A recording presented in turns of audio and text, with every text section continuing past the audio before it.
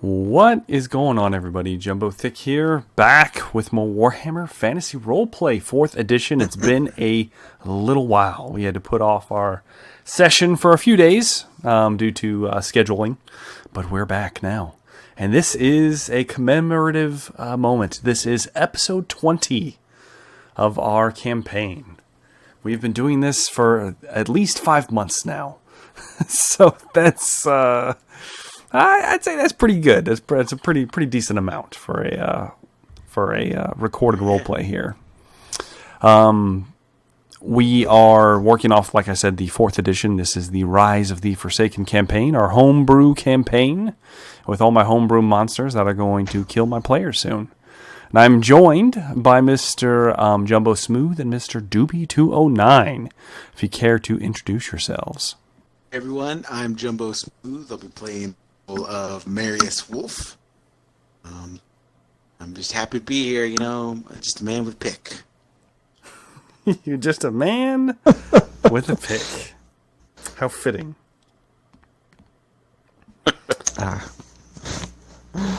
What's going on, everybody? It's 2v209 here, playing the role of Seamus McGreedy, and I'm pretty impressed. I've made it. I've made it 18 episodes, I think. You have, yeah. You've still alive. You only missed 2. Yeah. So, and neither of you have had to use a fate point yet. We'll see. I might press you this time. We'll see. No, don't worry. Don't tempt the DM. Well, to start us off, I did think about ambushing you guys and making you guys do the recap, but maybe next time. So, it was a suggestion by a couple viewers. But regardless. So, last we left off, our band of merry adventurers had found their way into the hellish landscape of Nippon, or what appeared originally as a somewhat beautiful island country next to the ocean. Good overlook out into the distance. Nothing foreboding on the horizon. You've been mauled by tigers, attacked by beastmen, captured by devious citizens, sold into some kind of slave trade, perhaps? I'm not sure. Escaped, killed quite a few dark elves in your time here as well, and then ended up in a mountainous monastery where you came across some very interesting items. One of which, on the way, was a very unique sword that Mr. Seamus is now the proud owner of, that may or may not be slowly corrupting his soul. Though it is cool. I will say that. It does have some cool effects on it. But you made it to this mountainous summit after losing pretty much all your equipment. And you slew, rather to my chagrin, everything I put in your way. Up until you made it to the main kind of ritual room, we'll call it, deep inside of this very, very old temple. You also annihilated all of the denizens inside, these very mutated and disfigured monks, and there was a altar which had some unique items upon it as well. There was a book, a skull, and some bloody, disturbing pages, to say the least. Upon murdering your way through them, Marius at least attempted to smash the skull, which he found out he could not. And you did take possession of the book, which had eaten your scroll. Bless you. Yeah, bless your soul. Sigmar, be praised.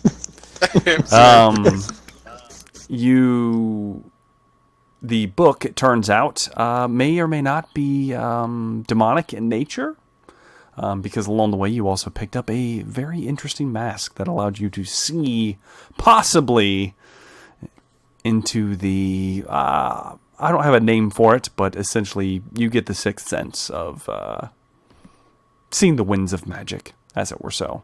Demons! Possibly demons, we don't know. Marius wouldn't know that. Me and you might know that. But regardless, You also picked up some stragglers. You let loose some dark elf captives.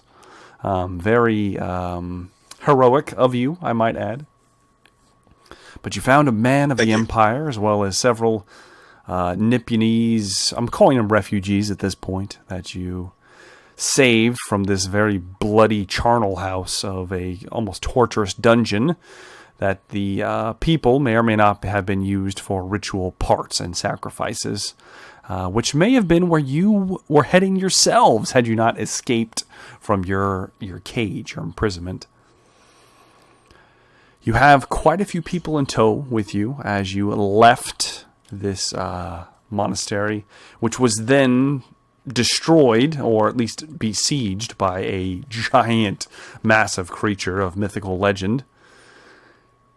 You descended the mountain and came across through some very good perception checks, I might add, Mr. Seamus, a side road that led to a stable of a sort, where the people, the Nipponese soldiers, were murdered and penned in place, and found a horse and cart, as well as a single horse and 2 empty stalls, which Seamus claimed as his own. Now, you are not completely trained with this horse yet, so we'll get more into that as we get into combat.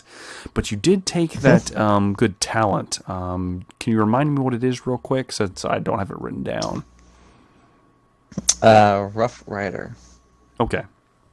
Do you remember what it does off the top of your head? Let's see.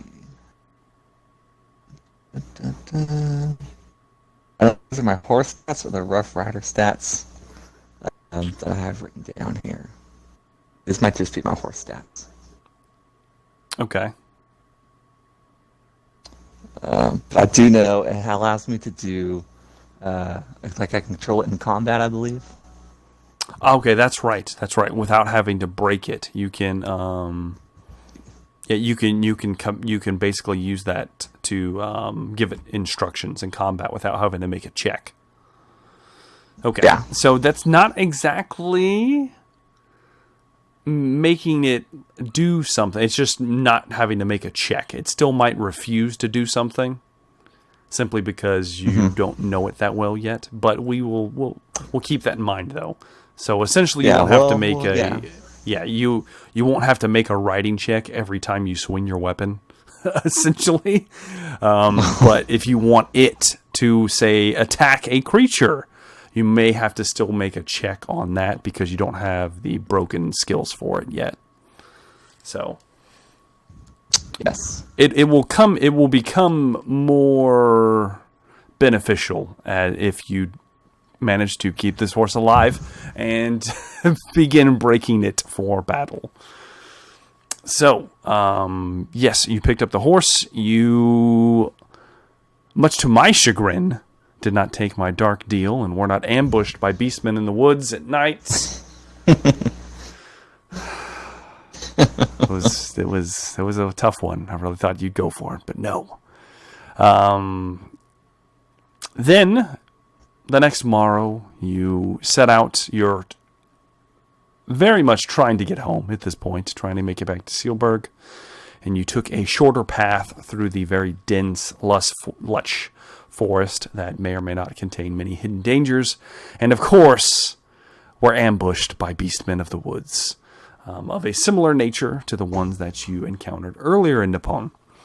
Though these ones tend to be just a little different. But we haven't seen that yet. Is there anything important that you guys think I missed? We do have a group of people with us. Yes, you still have them with you. Maybe they can get sacrificed, 1 or 2. We'll see. This might go horribly, or this might go really well. So we will definitely see about that. I will say you did allow them to arm themselves, so that was probably a good decision. Back in the temple monastery, you did allow them to arm themselves, so they may be able to help you instead of just be cut down or dragged off in the woods immediately. So, let's set the scene. So, at the end of our previous session, Seamus, you were leading the caravan through the woods on your horse.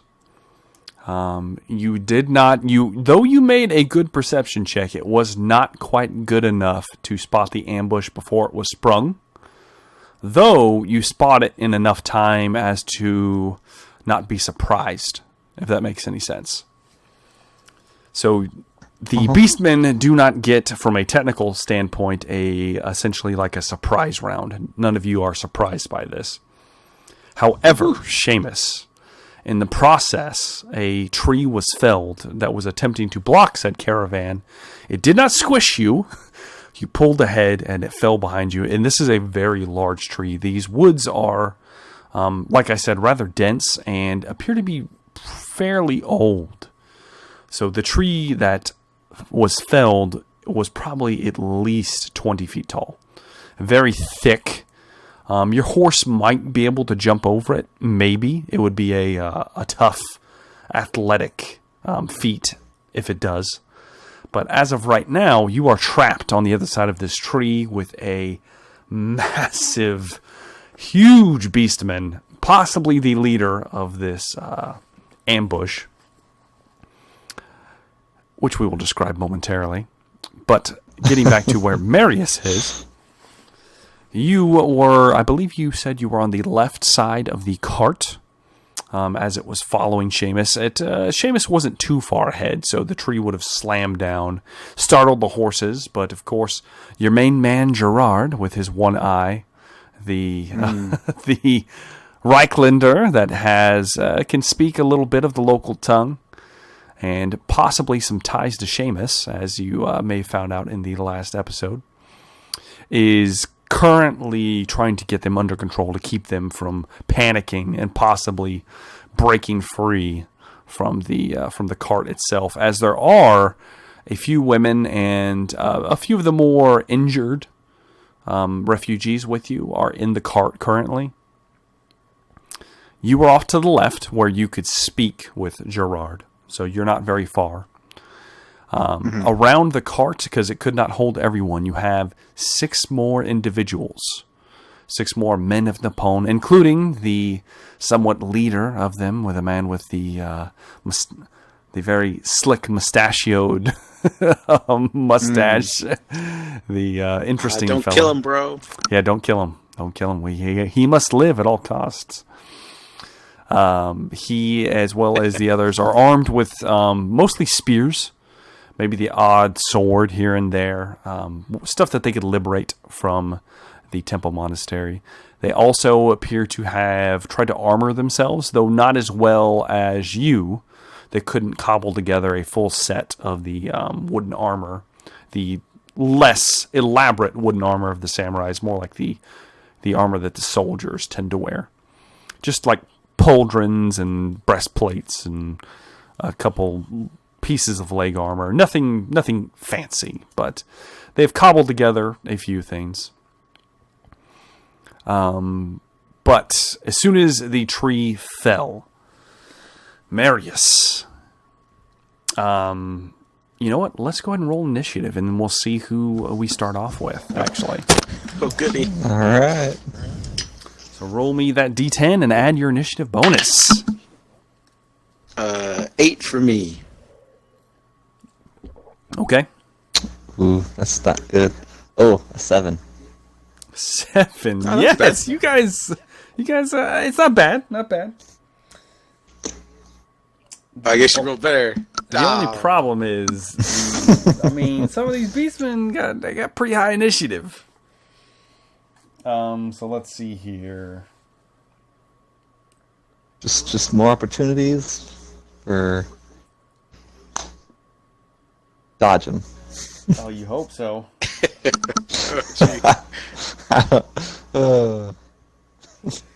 Okay. I'm gonna kill your horse. I hope not. We'll find out, though.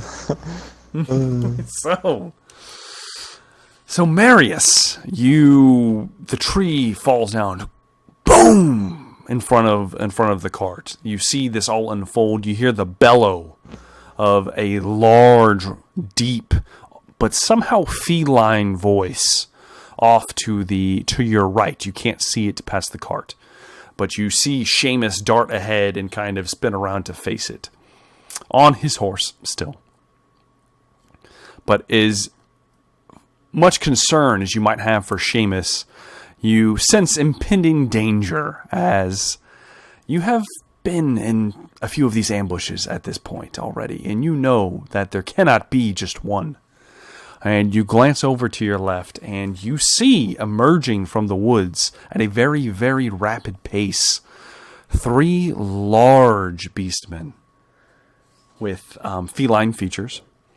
One of them, the closest one that is lumbering towards you, they do appear to have horns, despite them being cat-like. Horns that curl on the side of their heads, almost like a ram. The one closest to you happens to have a almost leopard-like face to it, and dark black fur that's matted around the throat. And there appears to be a swarm of disgusting flies swarming over his body. And he's also wielding a very shoddy-looking sword, which is uncharacteristic of the beastmen you saw earlier, and a rather tattered and broken shield in his left claw. He has clutched to himself. And he's slathering, and though they are feline in nature, the war cries that they're letting out are oddly similar to the beastmen that you encountered in the Reichland. Well, not the Reichland, in Wissenland, but the Empire, nonetheless. Yeah. So that is the first one. The 2 behind it, one of them has the head of a dog, which kind of is a little odd. The rest of it has fur, just like a cat. But besides that, it is holding just like a crude bone club in one hand and nothing in the other. And it's slathering in its tongue. It's kind of lolling out of its mouth. And the one furthest behind him is very interesting because it has the head of a jungle cat, nothing very specific. The eyes are very, very large and wide. But the most disturbing thing is it has 3 arms, and all 3 have a weapon clutched in them. It appears to be 2 swords and a sword coming out of an appendage that is growing up underneath the right side, the right arm itself, kind of growing out of the rib cage. But it appears to be functional and very strong. And they are lumbering in your direction in their very tattered kind of looking armor, and there are flies swarming around all of them, almost as if they may or may not be infested with some kind of pestilence. But who knows? Who knows? Who knows? So, I have a Marius, question, yes. real quick. You said these weapons are all these weapons like cruder than the ones we've seen previously? Yes. So they are more similar to the weapons that you saw the Beastman Warhorde, Tarkag's Warhorde. They're similar to their almost kind of weaponry. It's very primitive, very scavenged.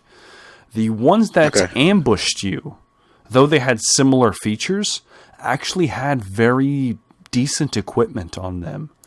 Almost, you don't know enough about Beastmen tribes, but you could probably come to the conclusion that these might not be of the same ilk. But that's probably all you would gather in this quick span. Yeah.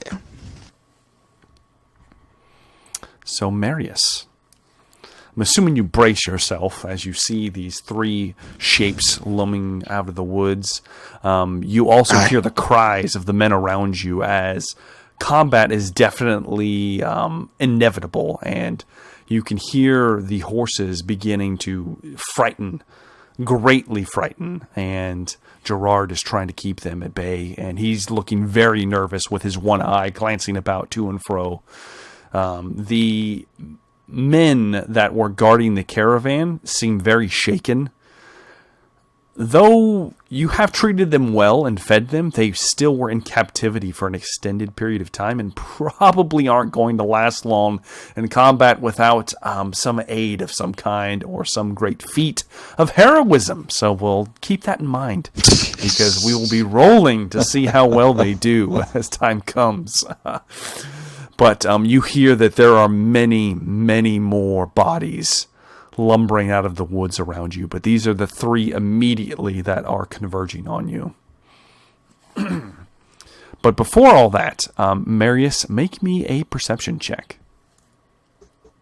Oh, goody.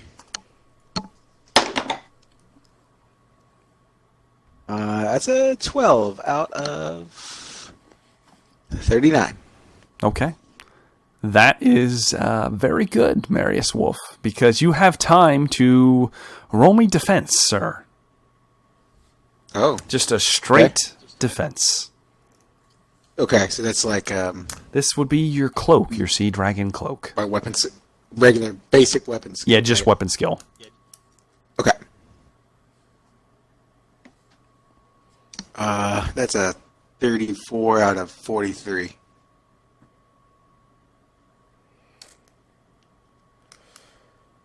Make sure. Okay, yep. I'm going to give it to you. You guys tied, but I will give it to you because you are defending yourself. So you just somehow, some way, you just glance up at just the right moment and see that there is a smaller beastman. It's very cat-like that is scrambled up into one of the trees. It's about 20 feet off the ground towards the top.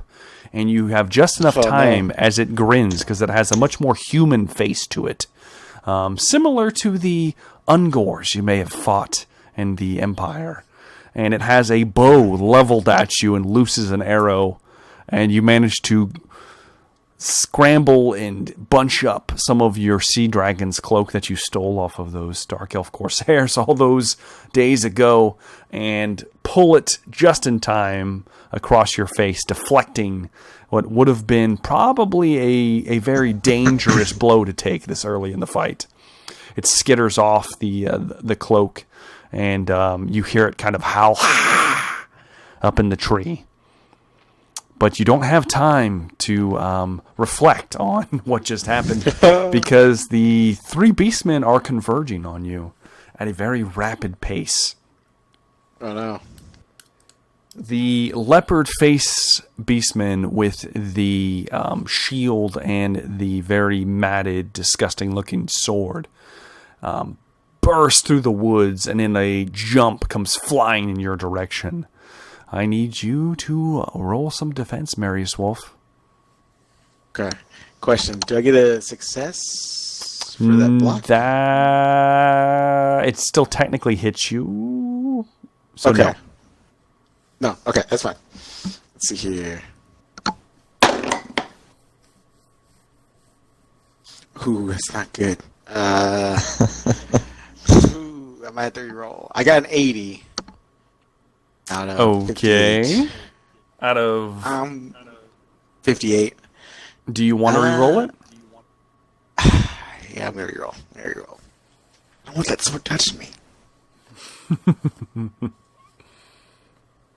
How much better? That's an 8 out of 58. Okay, so you did need to re-roll, but I love the fact that you wasted some fortune points. He just in the lunge, he's too bloodthirsty, and you easily bring the pick up and knock him off balance. It was a very savage blow if it would have connected, but you're skilled enough at this point that you even despite what would have almost been a hit, but it wouldn't have been. You were able to bring the pick up and knock it above your head, and he just lands crouched at your feet and hisses at you as he comes to his full height, which is a full, almost foot taller than you. Oh. As soon as that happens, the second beastman comes bursting out of the woods because they rolled very well on their initiative. This is the one that has 3 arms. comes lumbering and scrambles up beside you, Marius Wolf. Uh-huh. And I need you to roll defense, sir. All right. I get 1 success now? You have 1 success. Okay. That is a 9 out of 68. Oh. Okay, so one of the swords slashes at you, and you bat it aside. You're moving very quickly at this point. Roll me another defense. Now, you have to survive at least 2 of these hits to gain another momentum. Okay, so I'm still at 1 momentum. So you're still at 1, and unless you deflect this one. Okay. This one's less good. That would be 54 out of 68. Okay. He comes swinging in with the second sword, this time aimed towards your gut. And you pull back and hammer into his hand with the blunt end of your pick and manage to stop it from disemboweling you. And in his rush, his last sword sails over the top of you. No need to defend yourself. It was so horrible. He's just in a frenzy. So you now have 3 levels of success. You have defended yourself admirably. The third beastman, however, also comes bursting through the woods. And at this point in time, Marius Wolf, it would be nice of the DM to remind you that when there's multiple people attacking you, they get advantage on their rolls. So he's going to have a plus 20 to all his rolls right now as he charges into you. And he's at a full charge, so he's going to get an additional 10 on top of that. So roll defense one more time, sir, as the dog-headed beastman slathers and scrambles low. It's a 25 out of... I'm at 2 levels of success now? You are at... Yeah, we'll call it 3. Yeah, we'll call it 3. 3? If it's 3, it's 25 out of 88. So, okay. 5 levels of success. Well, unfortunately, you're not going to like this, Marius Wolf. Or 6 levels of success. Yeah, it's not going to matter how many levels of success you got unless you roll a crit against him. Can I use... Would you like to re-roll? Can I use a resilience? Is that the way that works? You're supposed to do it beforehand. So what you can do once you've already rolled, the only thing you can do if you don't want this to hit you is to burn a fate point. Fuck it, I'll take it. Let's take it. Let's do it. Let's do it. Let's see what happens. It might not be that bad. Who knows? Oh, Jesus. Let's see here. Get my old crit table ready. All right. Let me make sure I got this. Okay, good. I like that.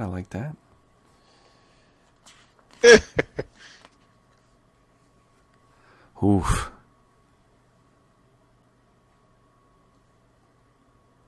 Oh God. He's making a lot of sounds. Give it to me. This is here's what I'm going to let you do.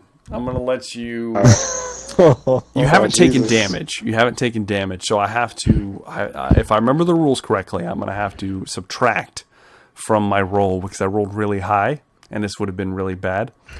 So where'd you hit? I'm not going to tell you.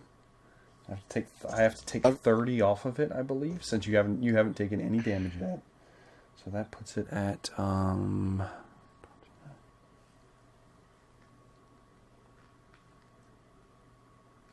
okay. Oh. Okay. All right. Well, in that case, all right.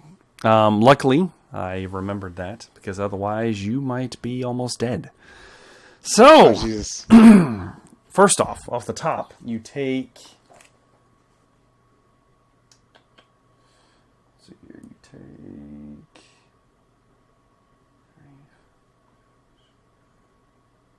6... 3 + 8. You take 12 points of... You take 12 wounds. Just off the top, you lose 12 wounds from this mighty blow that was delivered to your chest as it cleaves. Question. Yes. I do have a piece of chest armor that I got from the Nipponese soldiers. That I took from. You can if you want to cancel the crit, you can sacrifice it. I would like to sacrifice. Okay, armor all piece. right. That's good. That's probably a good thing to do. Okay. So he swings in low. It still hits you. Yeah, it still hits me. But it will nullify the crit effect. So essentially, the wooden chest piece that you had takes the brunt of it. It splinters and cracks, and what would have left a gaping wound in your side, which is very, very hazardous to your health, instead is nullified, and you only take 12 wounds. But you can use the point of armor and your toughness bonus to subtract from it. Okay. So that happens. Good thing you remembered that. I know. Yeah, because I totally forgot about that. I was like, oh yeah, you can do that. So good. So, yeah, Marius, it hurt really bad. You feel pain, and some of the shards of the armor actually jab into your flesh, and you begin to bleed, though not thematically, not like a condition. Yeah. So with that, it is now actually your turn, Marius Wolf. Oh, gee. All right, here we go. I guess they're all just kind of around me right now, right? They're all in. They're not like right next to each other, but they have you encircled against the wagon. So you immediately in front of you. The one in front of you is the one with the shield.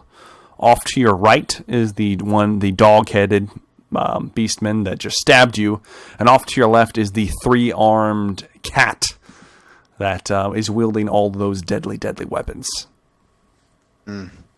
I'll get the cat, the 3-armed cat. One has 3 arms. Okay, go ahead and make me an attack. Okay.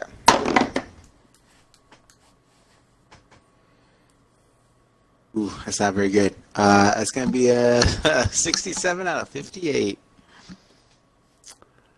Unfortunately, Marius Wolf, your attack did nothing. Unless you want to re-roll it. Unless you want to re-roll it, you can.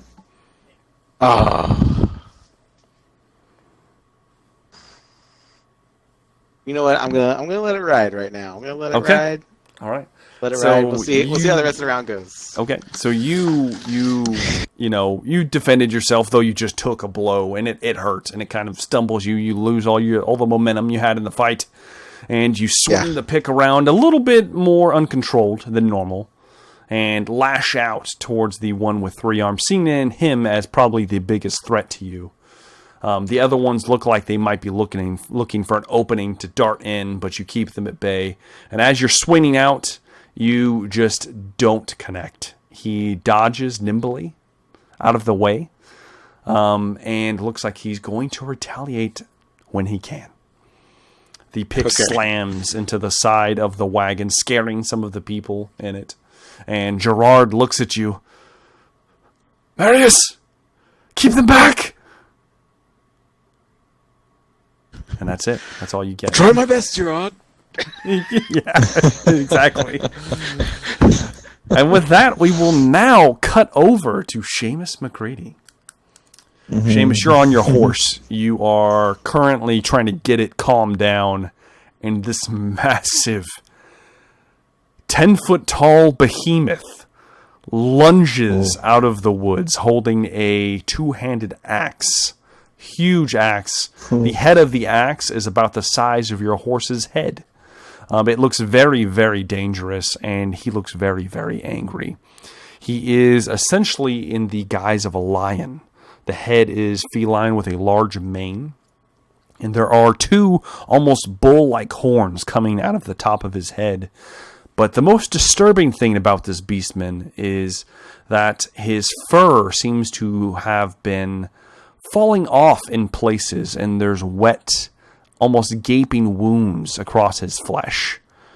And there's also a swarm of flies coming off of his body. And he looks disgusting. And it is actually your turn, sir. Ooh. So he is All not right. currently in melee with you yet. You are about 10 feet from him. There is a path. The path keeps going further ahead. The dense jungle might be a little hazardous to your horse if you decide to run it into the jungle. So for the most part, you have about 15 feet to either side of you to play with as far as running space. And then you have nowhere to go in the direction of the caravan unless you want to make a check to attempt to leap over the tree. So what would you like to do? I'd probably try to back up as far away as I can from it. Okay. Still being on the path. So you grab a hold of the horse, pull its reins. The horse, do you have the stats for your horse? I do. Okay. So I believe does it get 50 feet if I remember correctly? Let me read here. Yeah, I'm looking it up too. Yeah, you didn't give me the movement. I just Okay, no, it's 70. It's 7. It has a movement of 7, so we're going with 70 feet. So it can move a lot, and it's very, very fast. So it's only about 15 feet to the edge of the wood to your left. You get the idea that if you decide to do that this thing is still going to be able to converge on you if you're going to stay there. But you move off to your left to the edge, and you have an opportunity to do as you will.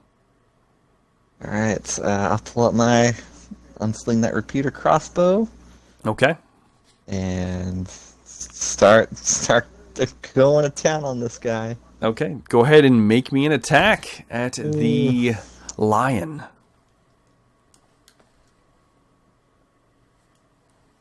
Oh, that's not good. That's a 92. Do you want to spend this fortune point? Sure, I got an extra point, so I'll burn one right away. Yeah, do it. This is much better. That's a 20 out of 56. If I remember correctly, your crossbow has the piercing quality. That's right. So that's It actually a critical hit already. Damn it. How's it feel? Damn it. Okay, roll me a D100, sir. The gods giveth and the gods taketh. That's a 66. 66, okay. All right, roll me one more. Double crit. No double crit. Double crit. That's a 42. 42. Oh my god. Did I one-shot him? No. But That'd be Jesus. incredible. Okay. So you level the crossbow. You're a little bit startled. It takes a moment of, let's just say, fortune to steady your hand, and you take aim at the behemoth lumbering towards you with this massive roar. You let loose with the repeater crossbow, and you take the beast in, it appears to be its right collarbone in the chest, but it appears to actually pierce into the bone itself, and it screams out in pain, ah! And you see, similar to what happened to Marius Wolf in his previous fight, as its right arm just goes slack, and it loses grip on the great axe, and it's only holding it in one hand now. It skids across the ground, and it looks like you've dealt it a mighty blow indeed.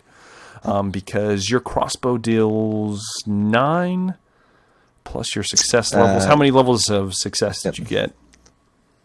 It was 20 out of 56. 56, so 3. So that's 3 levels. Yeah, so that's 12 wounds. That's nothing to. Oh man, shit, that's pretty rough actually. And you can give yourself some momentum, sir. Ooh, I'm gonna need it. You will definitely need it. All right. With that out of the way, are you doing anything else? Probably. You know what? No, I'm so focused on this guy. I'm not even paying attention to Marius right now. Okay. Do you want to move anymore? You still have quite a bit of movement on that horse.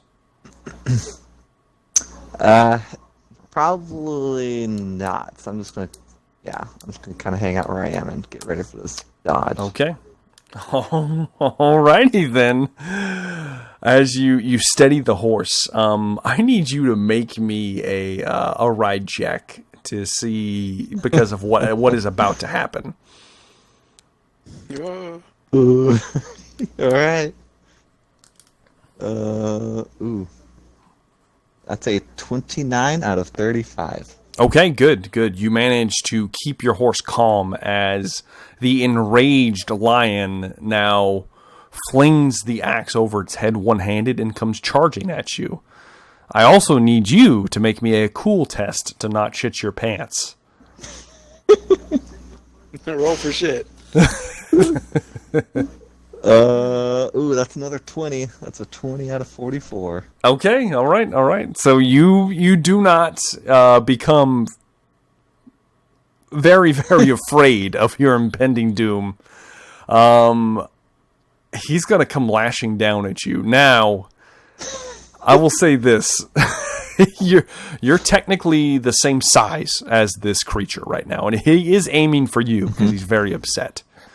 So he won't get any advantages to attack you, but you still have a disadvantage to defend yourself with your sword, because I'm assuming that's what you're going to do. You're going to be at a -20 to defend yourself with your sword. Likewise, you have currently, because you're in the saddle, you have a -10 to dodge. Because you're on a horse. And so, defend yourself whichever way you choose at this point. And we'll see how this goes. We're going to try the dodge.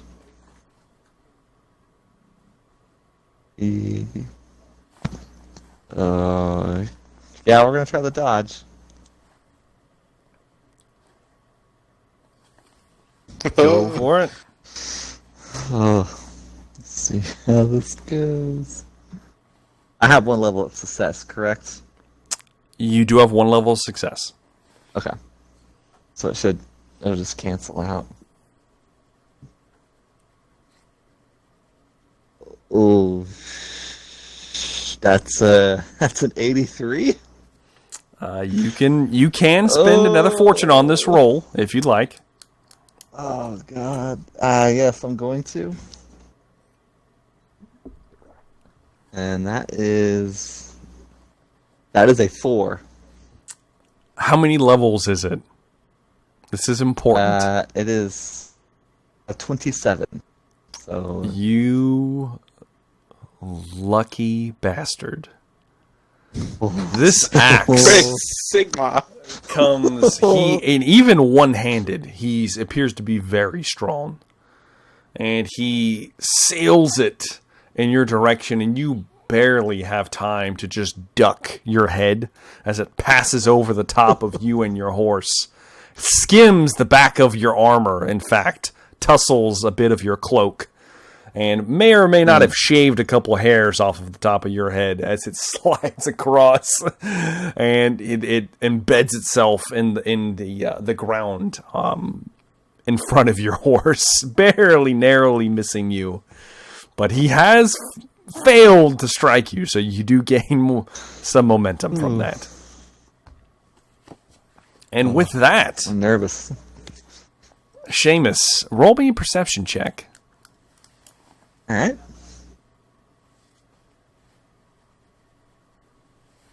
Oh, killing it right now. That is a 2. A 2. Okay. Yeah. Okay. Seamus, If it matters, it's out of as you duck down. I'll probably pass. Oh, you passed. You passed big time. As you duck down and the axe sails over, you get a kind of a unique perspective on the world from where you're sitting. And you happen to just glance up into the tree behind the giant lumbering lion trying to murder you. And you see a small figure in the top of the tree with a bow and a very feline beastman face. And he's taking aim at you. Whoa. And I need you to roll for defense, sir. Son of a bitch. Alright, we'll go for another dodge. It's not a dodge for this. This is straight weapon skill. Straight weapon skill, alright. That is going to be a 32. And what you do, you can use your levels of success. So how many levels do you have? I mean, how many levels of success total is that? It would be a 32 out. It's 2 levels of success, so it should be 32 out of 60. Okay, 32 out of 60. So 32. Yeah. 42. Okay. Unfortunately, it's not enough. It's not enough. So you go to bring the cloak up, and you instinctively cover like your torso area. That's usually where you end up getting shot. But either through sheer luck or possibly skill, the creature kind of hisses, almost cackling laughter, as it looses the arrow. And let me see how much damage this deals.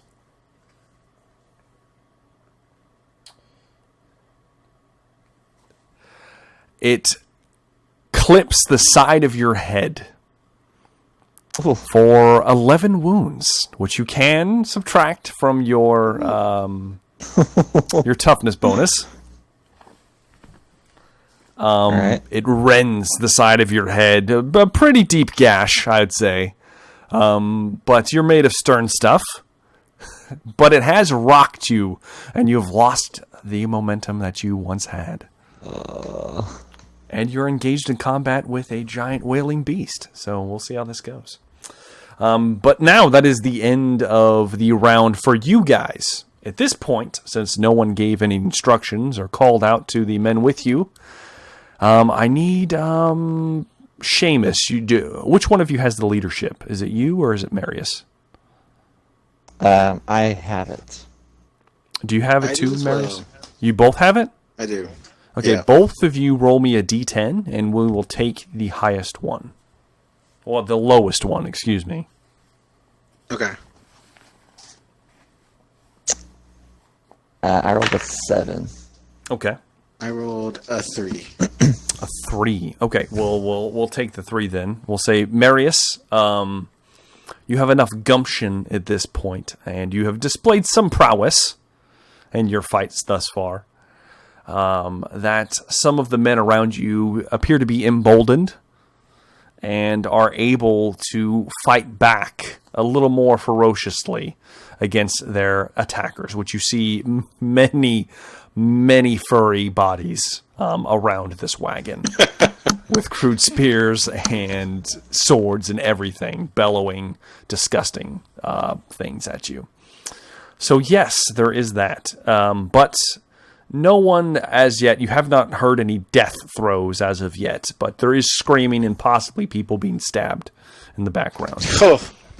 So that is the end of the round. It is now, we are back to Marius Wolf. It is time for you to die, sir. Another lovely day in the poem. Another lovely day in the poem. It's at this point in time that Gerard, sensing your need, Marius, as he's trying to keep the horses contained, glances over him and he motions for one of the people in the back of the wagon. He motions them for something. You can kind of see this out of the corner of your eye. You just know that Gerard is attempting to do something. We don't know what yet. But Okay. you, however, are more focused on the incoming barrage of blows that are now aimed at you. I need you to roll me defense All right. as the leopard-headed beastman with the shield is lashing out at you. All right.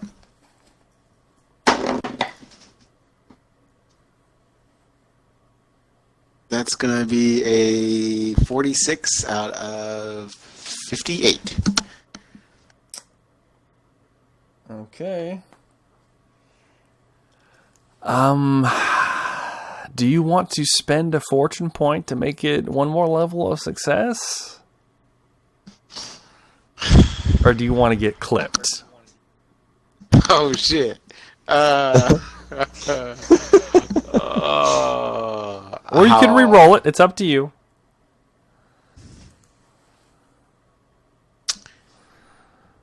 Yeah, I'll just spend a fortune to... Okay. All right. So we'll say through fate, and you somehow manage to, despite what you overreached previously. This is happening in a very short span of time.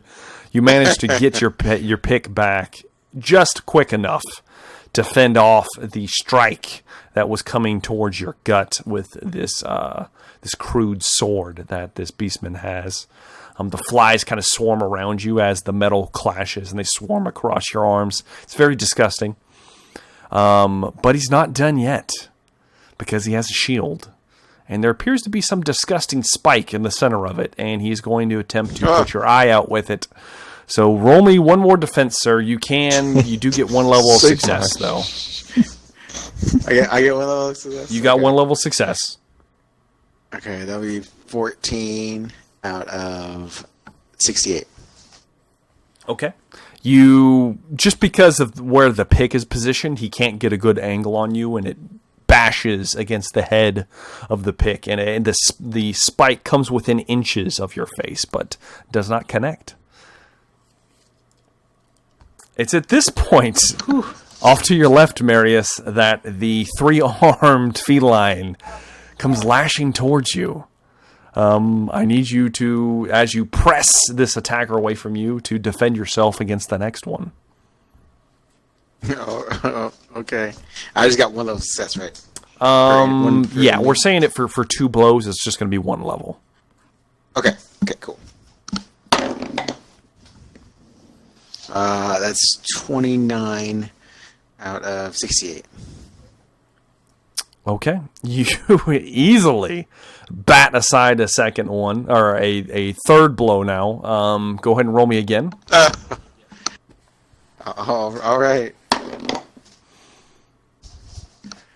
That one is a 7 out of 68. Okay. Let's add up those levels real quick. So that's 6, just barely. Oh man, I rolled good on that, but you barely managed to. This time, I mean, it comes within inches. The third arm kind of awkwardly swings up underneath the blow as you deflect it, and comes within inches of your cheek. Maybe graze it a little bit, a little dribble of blood across it. But you have still kept your momentum. You've earned another, and he's going to lash at you one more time. Oh, damn it. All right.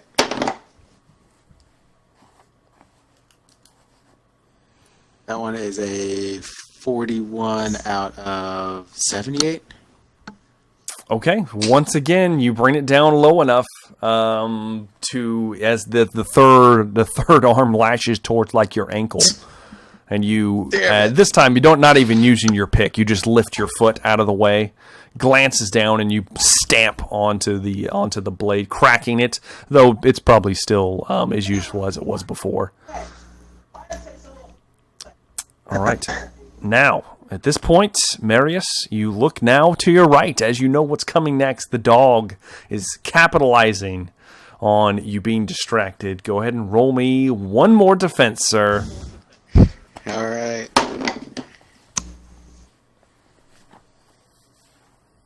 Oh, yeah, that's a 55 out of 78. We rolled the same number. But Jesus! we did. I also rolled a 55, which is really weird. But Yeah. you have slightly higher level. You have one more level of success than he does. So, Okay. with that in mind, I'll say that the crits cancel each other, and he doesn't hit you. Okay. Just if you're good with that. Yeah, I'm good with that. Okay. I'm good. I'm good. That guy got 2 crits in a row. That bastard. I know he's rolling hot. In my defense, I am rolling like 5 attacks against you every round. So it's bound to happen. Oh, I'm aware. It's bound to happen. So Well, yeah. This round you rolled 6 attacks against me, so. Oh, that's true. That's true because of the doubles. So regardless, you just manage in what could have been a vicious blow delivered against your enemy. You clash sword to pick with him, glance it off to the side, and he kind of howls a little bit. And you know what's coming next. You glance up. Go ahead and roll me for defense at the incoming arrow that is being loosed in your direction again. I hope he misses and hits his friend. That is going to be a 6 out of. Do I get a? Yeah, it's going to be 80. 88. Yeah. Oh, yeah. I got a roll here. Let's see here. Yeah. So, it's funny that you say that, Marius, because it's a beastman. Not the most skilled, graceful warriors you've ever met. And he looses the arrow, and you remember what direction he's coming from, and you manage to duck out of the way just in time to see this arrow clip into the throat of the 3-armed beastman. Jesus. It embeds itself in his throat. It does pretty significant damage. It misses you entirely. Let me see here. Let me add up how much that is. So he's going to lose all his momentum. He looks hurt. He staggers back a little bit, and he looks very hurt at this point. So one of the arms kind of sags a little bit as one of them is clutching at the wound, trying to pull the arrow out. And that is that. It's at this point that we flash over to Seamus MacLeod, who's locked in mortal combat with a very angry lion. Turn? Oh, yeah, I forgot. My bad, Mary Wolf. Too much going on. You don't need a turn, damn it. You don't need a turn. Oh. Go ahead and tell me what you got. Go for it. I'm gonna attack that 3-armed cat guy again. Okay, go ahead and make me an attack. I don't get a success for him missing, right? No, you don't. It was just yeah. Yeah. All right, let's see here. That's a 16 out of 88. Dear God. I'm going to say, yeah, that hits. Good. Good. You don't even have to calculate damage here because it's significant regardless. You actually... 19. Is it that much? It's 19 damage. Yeah. Oh my, yeah, okay. It's so much more than what he's capable of fending off. So you actually take him. Yeah. 6 plus. No, it's 19. Never mind. Okay. Yeah, it's 19. You lash out. Seeing him wounded, you see an opportunity, and you drive the pick through his left shoulder, kind of brushing past a little bit, making a little bit of room with the with the pick as the other beastmen step back almost instinctually, drive it through his shoulder and pierce something very much vital inside of his body, and all 3 arms start to kind of slapstick wail about as he hollers, "Ah!" and then just slumps off the pick to the ground, obviously dead. After I kick him off my pick, Mm-hmm. I'm just gonna yell out, "Sigma protects!" And, Sigma protects. I will take it into all right. consideration, sir. That's good. Yeah. The only people who understand you are Gerard and Seamus, but it's fine. It's fine. Yes. But you bellow You hear out that, something. Seamus, you heathen? Even exactly. So now we will cut over to Seamus McCready. Seamus, you are locked into combat with this giant beast. It is your turn, sir. What would you like to do? Your horse looks very, very upset being in close proximity to this predator. I don't blame him. So where am I positioned in terms of that tree that fell over? Okay, the tree is behind you. Okay. If you're facing, well, you technically wouldn't be facing him if you're mounted combat and all that. So yeah, the tree is behind you. The caravan is behind you. I almost said that, whatever. The lion is on your right, as well as up into the tree to your right, some about 20 feet and about 15 feet over. Actually 30 feet over, and then 20 feet up is the beastman with the bow that you see at the top, taking aim once again. Ooh. And you currently are holding your crossbow, unless you decide to use a free action to stow it and draw your blade. Yeah, I'm holding that crossbow. Okay. All right. Seamus is going to whisper, kind of under his breath. Until it gives me strength, and he's going to take a shot at large lion. Okay, you are in combat with him, so it's going to be a disadvantage with a ranged weapon. I don't think my sword's going to do much, though. But what's the disadvantage? Is it like a minus 10? It's going to be, because of the long range of the crossbow, it's going to be at minus 20. If you had a pistol, you don't get disadvantage in melee, but with this you do. All right, we'll pull out the sword. We're gonna go fast action sword on this. All right, so you sling the crossbow quickly, grabbing the sword. It's a very fast weapon indeed. Pull and slash. Go ahead and make me an attack. And that was my free action. Yeah, that would be your free action. So you have your action to attack if you like. DM question for the next round if I make it. Yes. Do I still have Essence of Tarkag? I believe you do, but it does take a free action to drink. Right. So right. note it for next round if you need to. You're going to do fine. It's going to be great. Now, here's an interesting aspect as you lash out with your sword. The flies buzzing around this creature appear to be hampering your attack. You're at minus 10 for melee attacks against this creature. All right. But you do have advantage.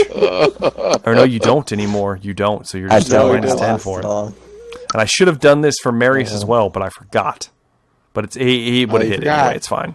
It's fine. You would have hit him anyway. So go ahead, Seamus. Make your attack. All right. Let's see. Melee basic. Ooh. That's a 26 out of 55. Okay. That is definitely a hit. So Seamus, you lash out with your very interesting purple blade. The purple hamon against the steel. It's very awesome. Black blade or black hilt, all that good stuff. You draw it and slash in one fluid movement, like a true man of Nippon, though you're not from here. And as you do, you feel the blade kind of hum as it cleaves through the beast's right forearm, the one that's kind of laning limp. you take an opportunity to attack it again in the same area. What's the total damage for that? Can you add it up real quick? Yeah, let's see. It's 4. It's plus my strength bonus. 4 plus your strength bonus plus how many success levels you had. So it's going to be 7 plus your successes. Plus, what did I get? So 26 was a minus 10, which is a 45. So technically 1 level of success. Okay, that's fine. Out of so that's 45. 8 damage. That's still good. Or 2 levels. Oh, 2 levels. 2 levels. Okay, yeah, that's still pretty good. So that puts him at. Okay. You lash out, and he looks. I mean, he looks in bad shape between the wound you delivered earlier with the crossbow, and then this further stokes the fires, and he wails in pain. And as you slice through, you feel something, and at this point, you are attuned enough to the blade to see that almost like this wispy tendril is pulled from the beast's body into the sword as it passes through the flesh, and then it travels up the blade like a burst of almost purplish energy and goes into that interesting mark on your palm, travels into it, and you regain a wound as you have siphoned something from your opponent. I'm feeling a little better. Would you like to do anything else? You do have your movement if you so choose. I can't move out of range because I'll get opportunity attacks, so I will stay where I'm at. Okay. Eternal struggle. Please do. Please do. All right. It's at this point that the beastman above you is going to attempt to shoot you. Go ahead and roll me for defense. Son of a bitch. That's a failure. I rolled a 75 out of 50. You wanna re-roll that? I'm not going to. I've already cut down 2 of my points. Okay. Well, Seamus, you probably should have re-rolled it. So this time the arrow, you were getting hammered. This one actually sticks into your arm. It sails into your right arm, embeds itself in the flesh, strikes true, dealing. Let's see here.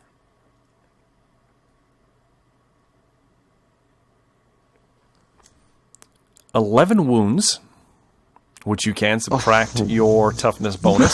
So I'm assuming you are not looking pretty good right now. Oh, Sigmar. Where's it hit? It's your right arm. It's embedded in your right shoulder. It sails, and he cackles once again from up in the tree. And you are probably not looking too good. And he's just kind of, and he says something, though you can't hear him over the roar of the battle. Not that you could understand him, probably, anyways. And that's the end of his turn. So with that grim delivery, we will now bounce back to Marius Wolf. Marius, you have failed one of your opponents. He lies crumpled at your feet. At this point, you glance up and see that Gerard now has a spear in his hand. And from standing on top of the cart itself, he makes a lunge towards the beastman with the shield, attempting to aid you in some way. And he brutally misses. he goes to attack him, and the thing raises the shield and knocks it to the side. And he almost stumbles off of the wagon in the process. He pulls it back. He's like, "Not my best, Master Wolf, not my best." And that's going to be it for his turn. So now it is the beastman who now has advantage on his strike from that. With the shield, he's going to attempt to kill you, Marius. I wouldn't have it any other way. Go ahead and roll me some defense, sir. All right. Oh shit. That's a 44, sir. Oh yes, 80, out of 88. you needed that. You needed it because I was going to take your head off with this strike, but Oh shit.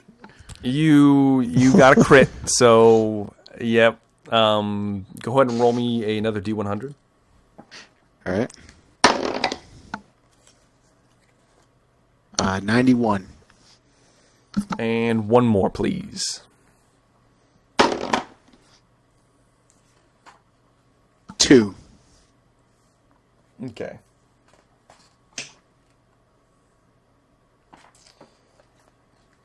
Okay. Normally this wouldn't be a fatal blow, but Marius Wolf is a strong man, and you with such force.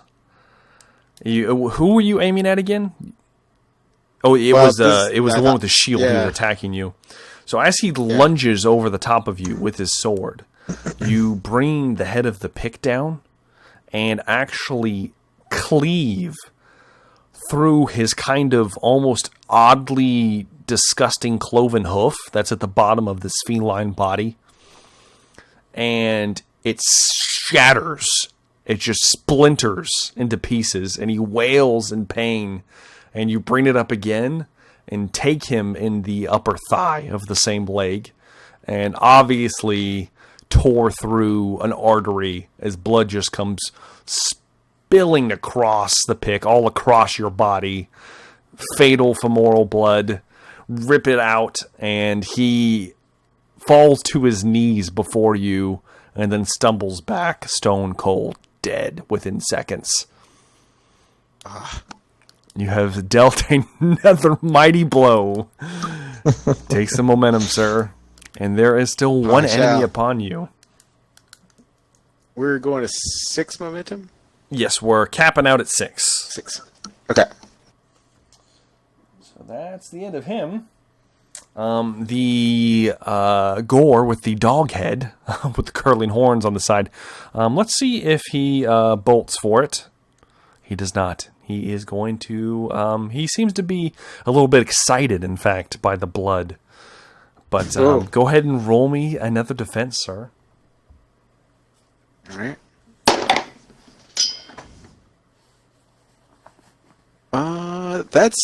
That could be pretty bad. That's 95 out of 108. Do you want to re-roll it?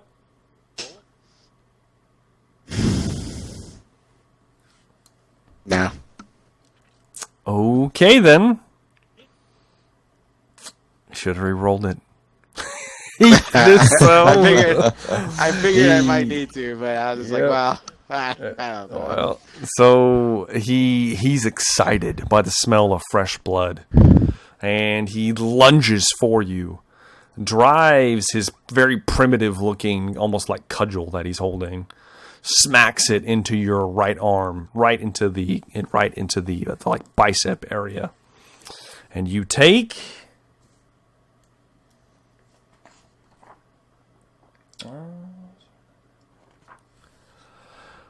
13 wounds, which you can subtract the yep, you can subtract the if you have armor on your right arm. I think you do. I do. You have a pauldron, so we'll say the pauldron gets in the way a little bit, lessens it a little bit, and of course your toughness bonus. So smack! A mighty blow, deft, lands into you, and then seeing his opportunity now that he sees his foe weakened, is going to attempt to rip out your throat as he lunges in with a bite. So go ahead and roll me defense.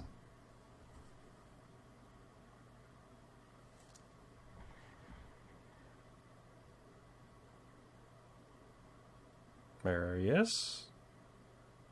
Oh, sorry. I had my Mac muted. It's 23 out of 58.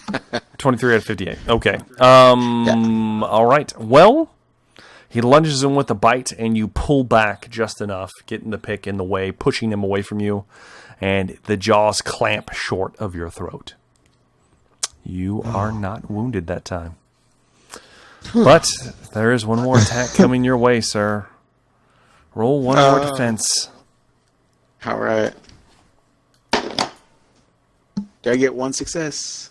You do get a success for that. Okay. That's 16 out of 68. Okay, you are so lucky. Because I rolled low, but it wasn't enough. I don't feel lucky. You do still take a hit, so you lose your momentum, but you manage to pull up the cloak just in time for another arrow to skid off of your shoulder. Glancing up at the thing chittering in the tree above you. And that is the end of their turn. It is now your turn, Marius Wolf. You have a dog in front of you. All right. I'm going to attack the dog. Attack him. Make an attack. All right. I got no momentum, but it doesn't matter. That's a natural 20. And okay, then roll me a D100. It's a 41. All right, roll me one more. That's a 80. Okay, then. All right. Well, seeing your opportunity, you know what? How would you like to kill this beastman? We'll just go with that because you have murdered him.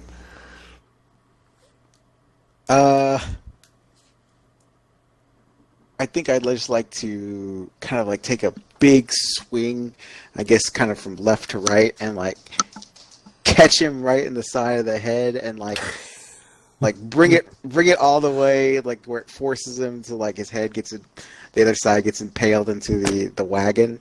Oh yes, and then that's just pretty gross. Pull it out. Yep. And just let him fall down. So yeah, you swing the pick in a wide arc above your head, slams through the side of the temple, clips through, it shatters one of the horns off completely, and then pins it in place against the wagon with a sickening thud. Gerard looks a little taken aback as the head is impaled at his feet where he's standing. He's like, oh. Blood splatters across the wagon, across him, and across whoever happened to be nearby, and of course yourself.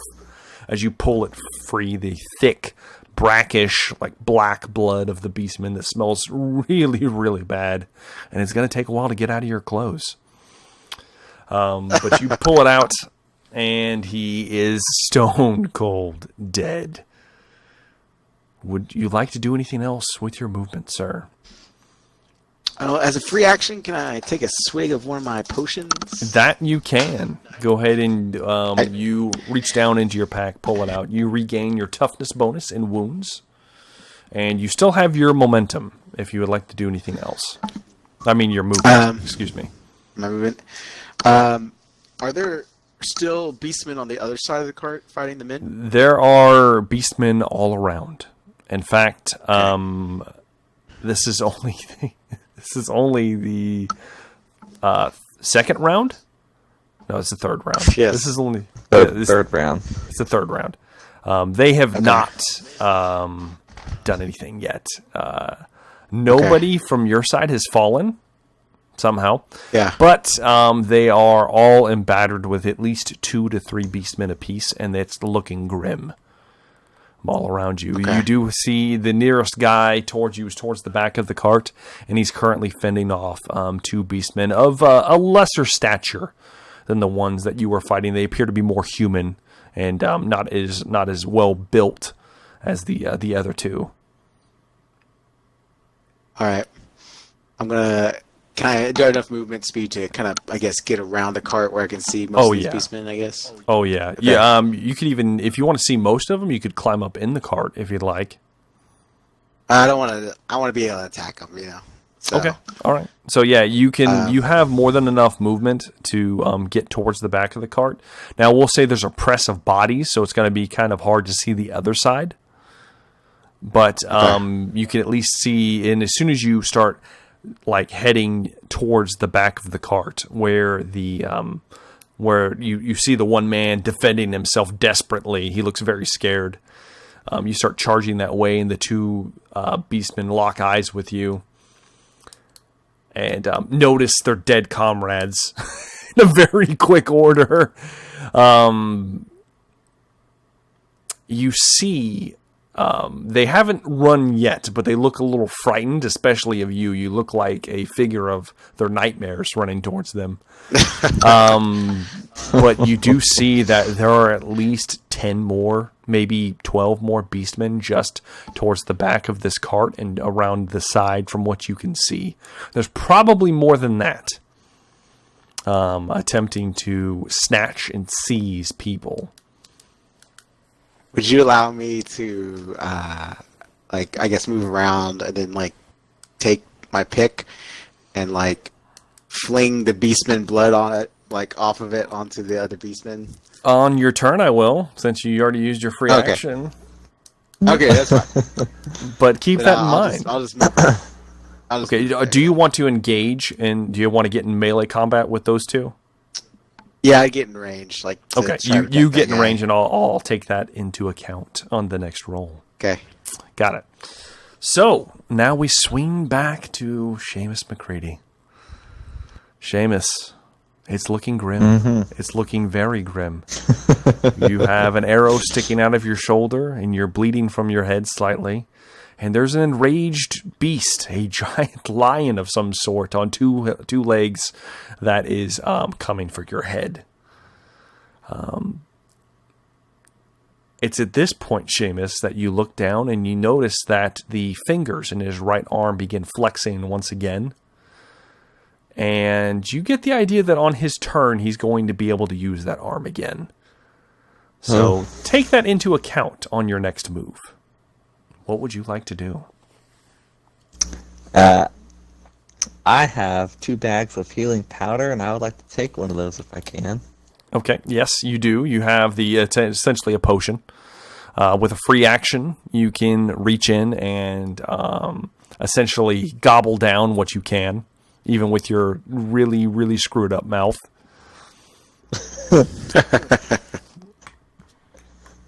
So you get your toughness bonus back in wounds.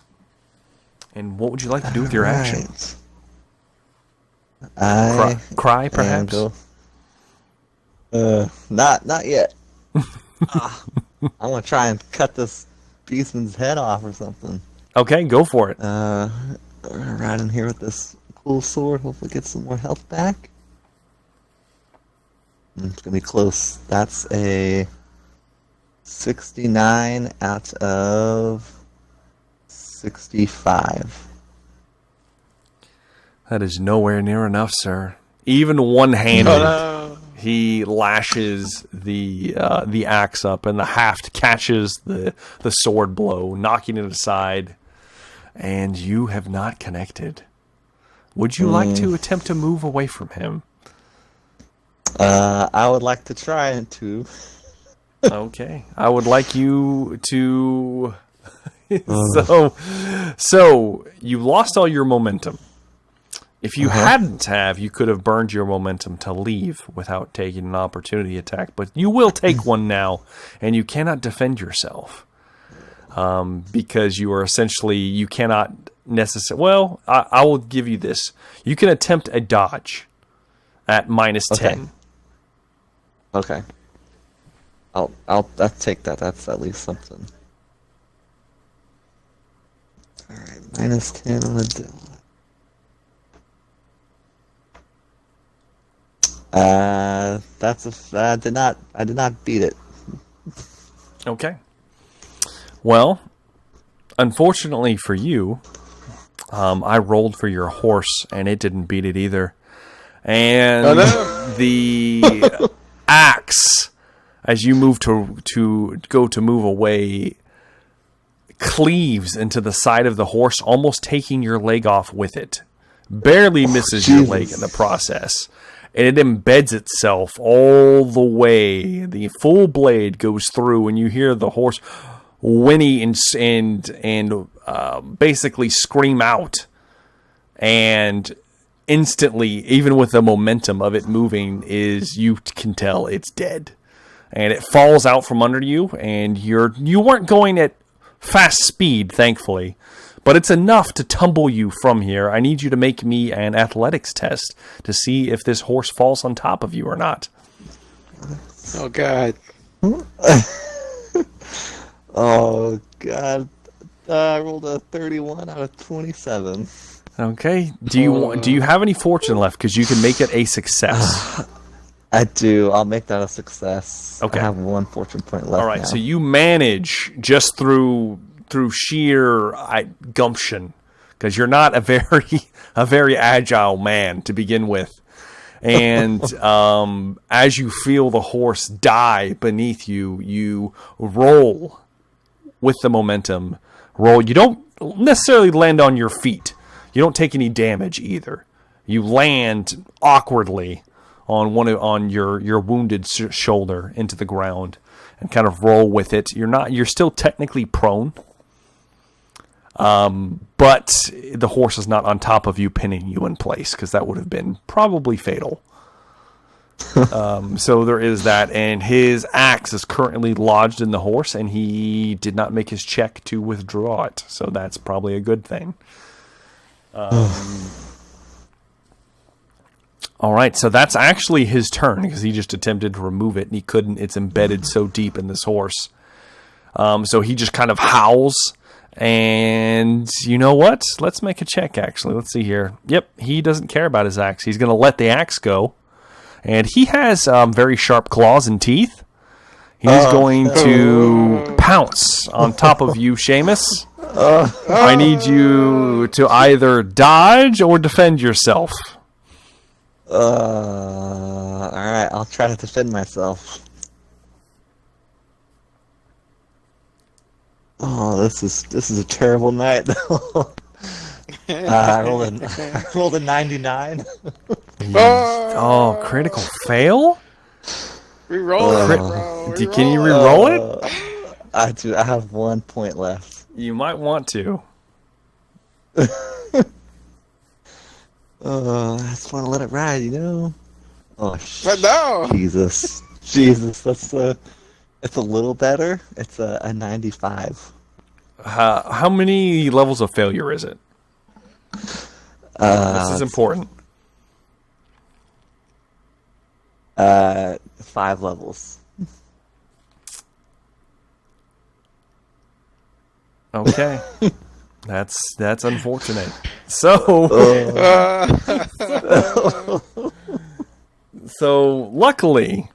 luckily this thing is not as potent without its actual weapon, but it is still a massive creature.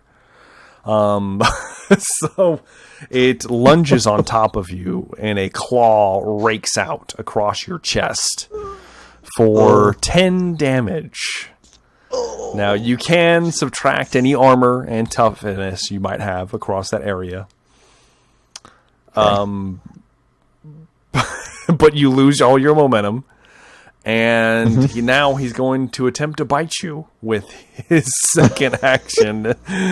So I need you to roll again, sir. If you defend yourself, it's at minus 20. If you attempt to dodge, you're fine. All right, we'll go with the dodge then. Oh, this is a terrible night. It's an 89. Okay, and you can't re-roll it anymore. So let's see how much damage this does as he bites into your throat.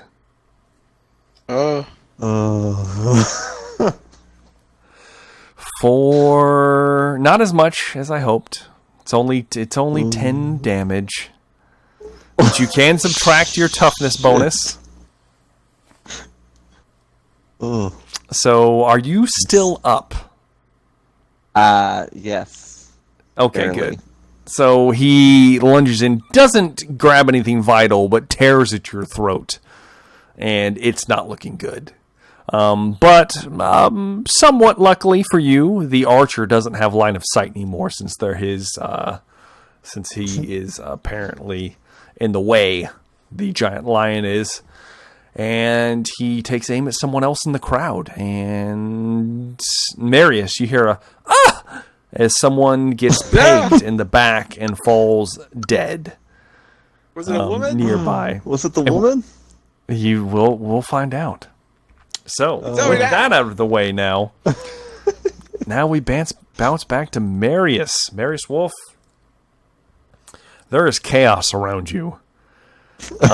You're currently engaged with two beastmen, though they look a little frightened after seeing your grisly visage and what you recently did to three of the more elite troops in this raiding party. What would you like to do? Is it my turn or their turn? It is your turn. You killed the ones that were ahead of you. Okay. Which one looks bigger? I'll hit him. The two that you're closest to, if you get shoulder to shoulder with this refugee, they're of smaller stature. They're essentially Ungors. They more human like, but still feline features. Very shoddy weapons. All right. Let's see here. All right, that's 38 out of 68. Oh yeah, that's definitely a hit. I'd also like to use 8 levels of success. Yep. In that case, you pierce through his body, through his chest. The pick just drives through, and the light flickers in his almost human eyes as he kind of blood splatters out of his mouth, and he is dead on your weapon. Go ahead. Before he falls off, if DM would allow, can I kind of grab him by the back of his neck and pull him off my pick and just raise him up above me? Oh, go ahead and make a strength check. We'll see right. if you're, because he is the size of a man, though he is smaller than the other ones you were facing, but still. Okay. Roll strength check. That's a 39 out of 60. Okay, yeah, definitely. 2 levels of success. You can lift him up. It's not the easiest thing you've ever done, but I'm assuming are you trying to do this one-handed? Yes, one-handed. Oh Jesus! You managed to get him up there, though it looks strained. You're not going to be able to hold him for very long. Yeah. Well, I just kind of like to look at the other one and just kind of shout out, Sigma will take you all, and then just throw him down on the ground. Oh shit! Make me an intimidation check. All right. Straight intimidation. Just a straight. You know what? I'll give you a plus 20 on that for that impressive display. Thanks. Thank you. That will be a 47 out of 80. Out of 80? Jesus, I shouldn't have given you the plus 20. So, damn. Well, in that case, let me roll here. Nope, definitely not. The one, immediately you see and smell feces from underneath his, tattered loincloth hit the ground. Oh, gee. And he lets out this odd bray scream thing and throws down the crude spear he was wielding and just runs. And it just runs in a random direction, trying to get away from you. And as he does, you can make an opportunity attack if you like. I would. Okay, go ahead and make me one. Thank you. That's a 34 out of maybe 78. Okay. You also kill him instantly. It pierces Jesus. You catch him in the kind of the right shoulder as he's moving away, and he falls. You feel him dying, but before he does, he screams out something in his language, and the other ones around him begin to shift and move, and they look over at you, and you can just see fear in their flat, alien, stone-cold eyes that they have, and they look like they are bolting within the next round. All of them look. They start screaming in unison. These desperate sounds, these screams and brays, all human and feline and goat-like in nature. And the remaining beastmen look like they are probably going to be in a full rout within the next round. Would you like to do anything else? Yes, I would. I would like to use my full movement to get closer to the fallen tree. Okay. That separates Seamus and I. Yes. So you if the run rest back. are kind of running away. Yeah, you can tell that they're turning and probably going to be running at any moment. The men fighting them kind of take up like almost like a rallying war cry together in their own native tongue. You don't know what it is, but they say something. And Savages. Savages, exactly. and the beastmen look, despite the tactical and numerical advantage, look like they are going to be in a full rout.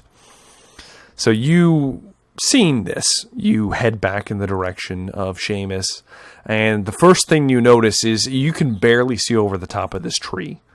You'd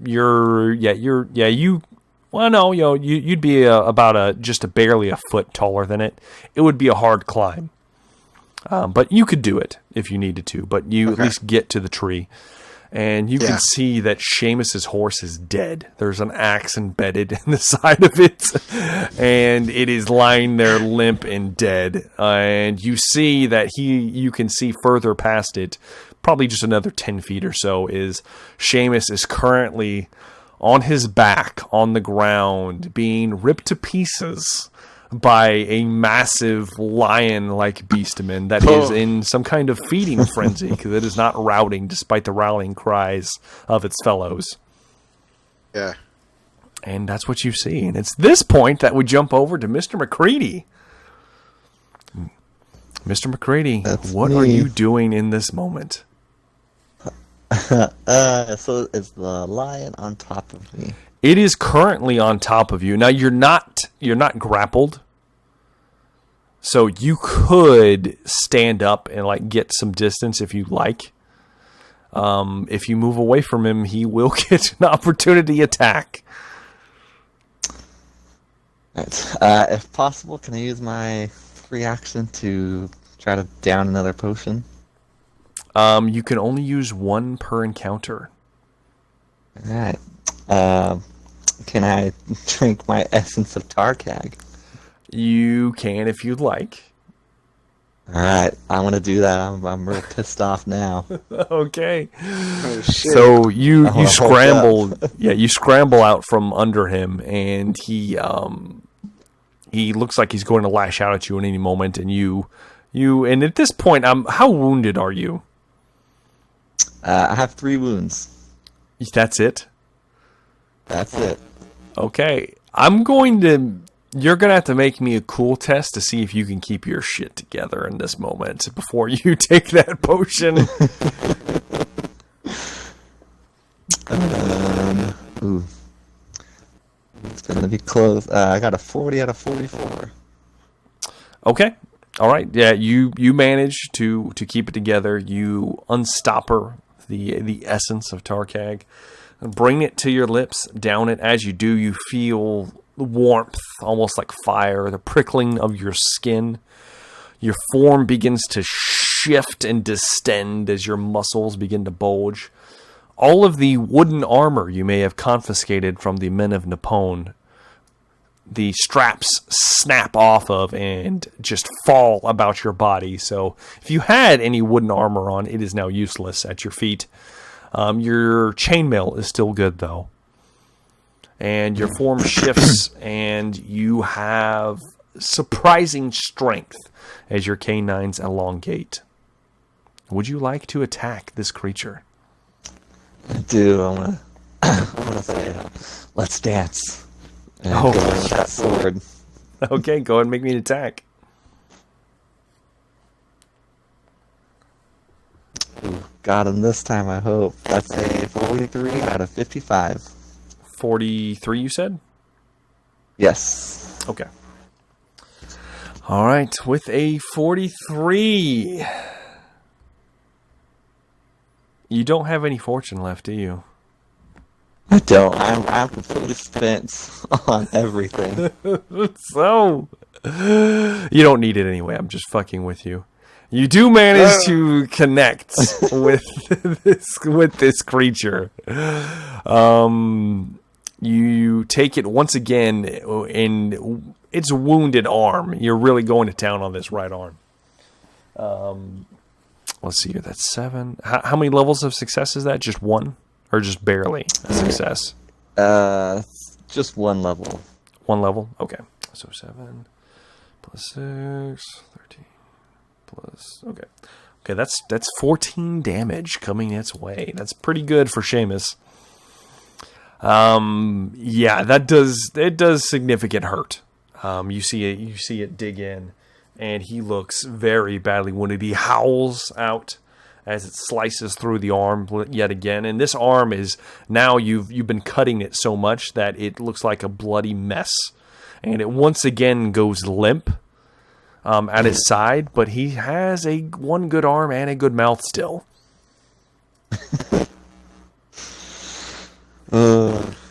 Not something you'd like to hear in this present, but yeah. Would you like to use your movement, Seamus, or are you just going to stay where you're at?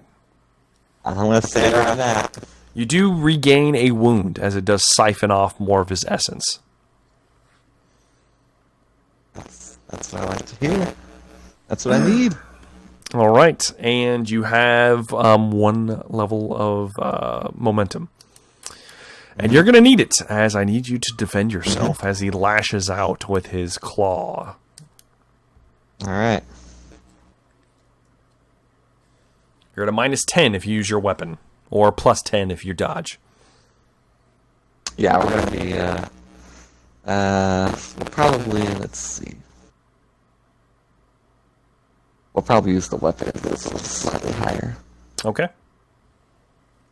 That is going to be a 48, and the -10 will put it at a 40. Okay, all right. You managed to get out of the way just in time. You get out of the way, scrape the sword across his knuckles. Not doing any damage, but enough to make him flinch back. And I need you to defend yourself one more time as the bite comes lunging for your throat again. Ooh, yeah, that's a 5 out of 40. Okay, good. You needed that because I did roll low, but not as low as you. And the bite snaps shut just inches from your mangled throat, and you are still on your feet. The creature pulls back to its full height. And Seamus, you'll notice as you glance up over your shoulder, expecting another arrow to thud, possibly through your forehead this time. You see that the creature is now jumping down from the tree and running away deep into the woods. The one that was up there. Though the one that you're facing appears to be in some kind of frenzied state, and he's not going anywhere. So, is that the end of that's the end of his turn. So now that brings us to Marius Wolf. That's me. That's you. What are you doing in this moment, sir? I guess I'd try to get over this tree. All right, make me an athletics test. Oh boy.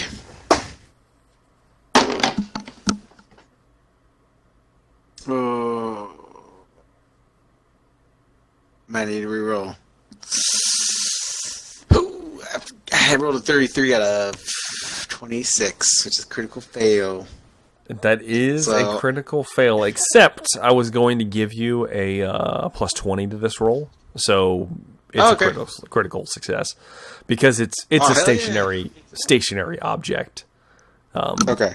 And there's nobody threatening you right now, so it would be, instead of it being a challenging, it would just be an average test. So you managed to easily, nimbly, almost plant your hands onto the trunk of the tree, and using your very impressive strength, launch yourself over the tree, land on your feet, and you are on the other side. The lion that is ripping into Seamus, who is now up and they're kind of pacing with each other, is about 15 feet from you. Can I charge him? Not technically enough room to charge, but you can at least run and Okay. get into combat with him. Then I'll do that. Okay, so Try to you hit run up behind him. He's got pretty good senses about him, despite everyone running. So just go ahead and make me an attack, sir. Okay. Oh shit. That's an 80 out of 88. You lucky bastard. Okay, then. Well, how would you like to kill the leader of this raid? I hate you. Let me think here. I'd like to take my pick and like swing it low and like hit him in the back of the knee, like bring him down to like one knee. Mm-hmm. And while he's sitting there wailing, kind of slowly walk around and just take my pick and slam it in his head. And Okay. then just remove it as he falls down. Okay. So you actually, as you're running, you sweep the pick low, take him in the back of his left knee. The leg pops out of place, slumps, and he screams out in pain. He's down on three limbs onto the ground like a wounded animal. And it's at this moment, as you're slowly walking around the side, Seamus, I'm going to give you an opportunity here if you want to steal this kill from Marius, since he decides to slowly walk around the side, if you so choose.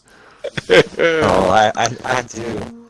Okay, so in this moment, as you're slowly walking around the side, you have crippled it, and it's wailing around. Seamus, being on the receiving end of so much damage from this thing, lunges forward and gets the technically finishing blow as he drives the sword through the throat and deep into the torso. And as he does, Seamus, I need you to make me an endurance test, sir.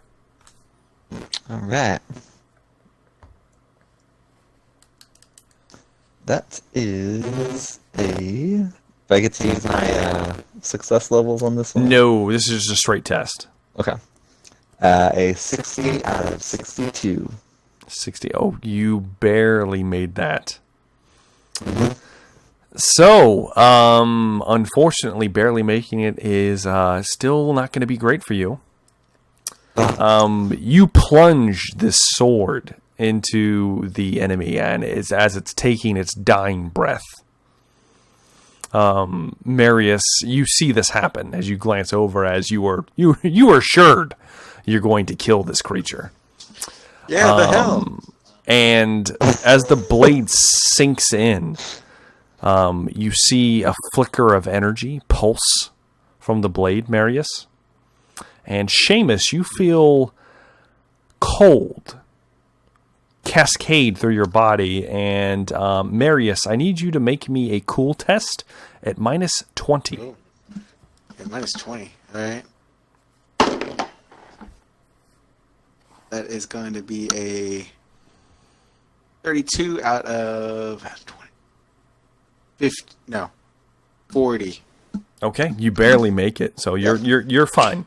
You don't get terrified out of what you just see take place, or afraid, I should say.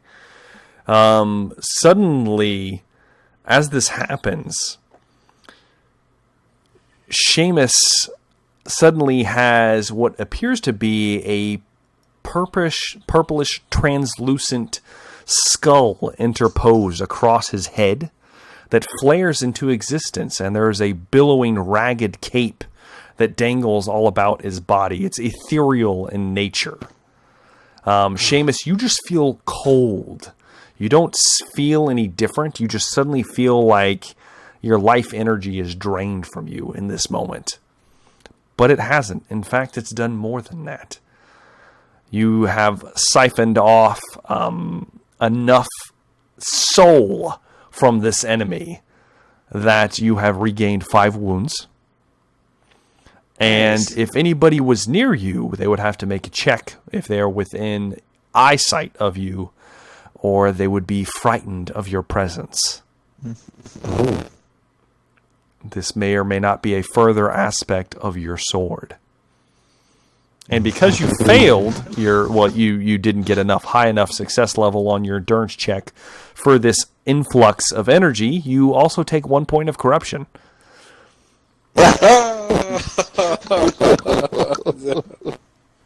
Because your body is not built for siphoning magic into it, unfortunately. So you were getting eerily close to Chaos Spawn time, and I'm looking forward to it. But we will, on that note, take our break at this moment, and we will pick up here shortly. So feel free to take your break, guys, and we'll meet back here in a few minutes.